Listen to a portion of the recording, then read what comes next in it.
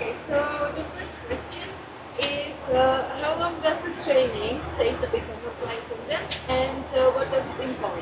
Okay, with Austrian Airlines, the training takes 8 weeks, and it includes like emergency training, getting to know the technical things of the aircraft. You know, aircrafts get more and more sophisticated today. Then the emergency procedures, first aid, so know what to do if somebody has a medical problem on board. Of course, very important, the social skills, how to handle different nationalities, mentalities, people from all over the world. Yeah. And and this, after these eight weeks, they go on so-called supernumerary flights. That means they are additional flight attendants, not regular crew. And the new one is additional, and it's learning by doing actually now. Thank you. The second one is what does a typical month look like for you, and how many destinations you usually fly to? It's always different.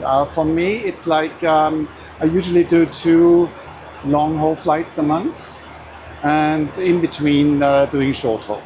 Yeah, so it's about like altogether you can't say it's a week, how many days a week, because it's like working days and days off. Yeah, it's not, there's no weekend or night or day. It's just, yeah, you know what I mean. And so you have like 10 days off a month, not in one, but 2 here, 3 here, 3 here, and the rest is duty. And different all the routes on our network. I do all the long hauls and short haul flights also. Yeah. In between. What's the biggest challenge of working as a cabin crew these days? The biggest challenge is that you have so many different nationalities on one flight. Because when I started, it was a long time ago, actually 37 years ago. For example, a flight to the United States, that was passengers from Austria, coming from Vienna, from Austria, maybe some Germans and Americans, and that was it. Yeah.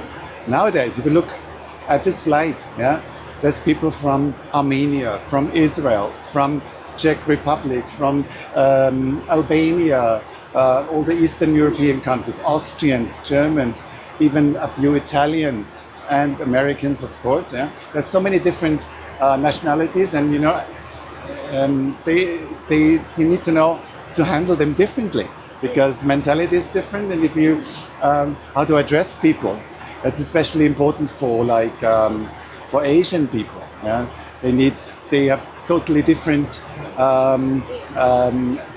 way to address them and to talk to them. So that's a big challenge, but that's what I like, because that makes it interesting. Yeah. Because there's no flight like the other. There's always different passengers, always different crew. It's never the same crew, and that's a big challenge.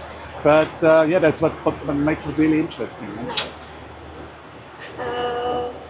Is there something that passenger often do on board that secretly annoys the crew?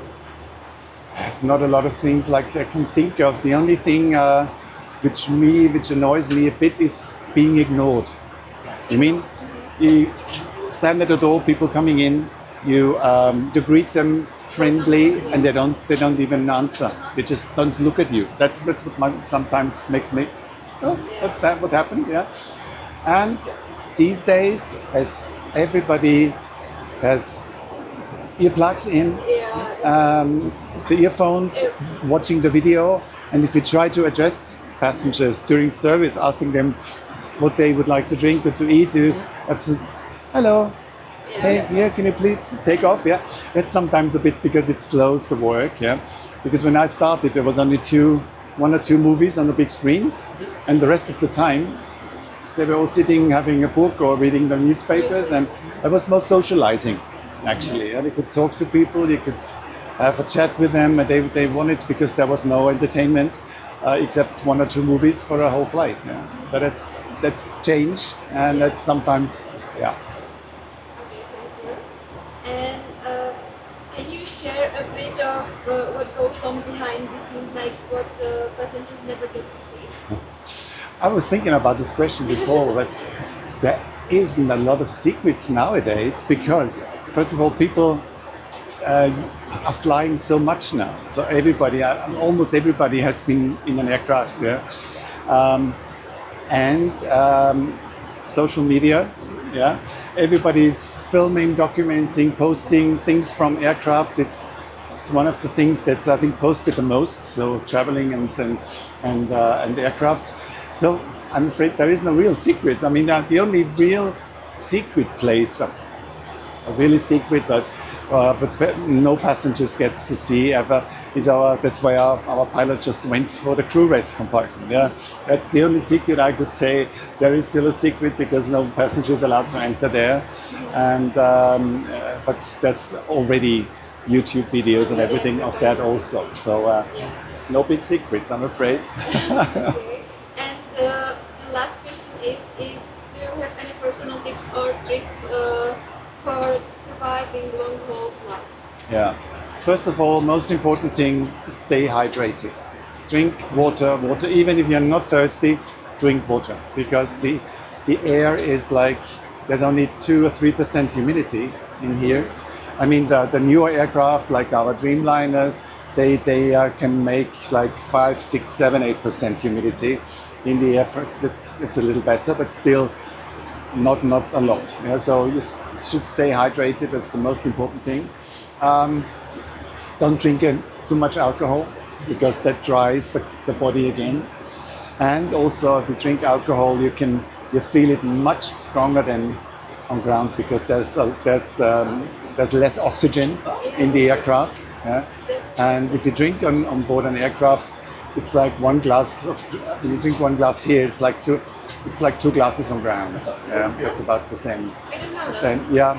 So we shouldn't drink too much alcohol, and especially on these long flights, have your body moving a little. You don't standing up sometimes, but not necessarily. If you just when you sit down, just move your legs up and down because we very often have passengers sitting for 8 hours, yeah, drinking too little, and then they stand up and fall over because all the blood is down the legs. And if you keep your feet moving like 5 minutes every hour, like only like this, yeah, then that keeps you from fainting when you go. That's not only older people.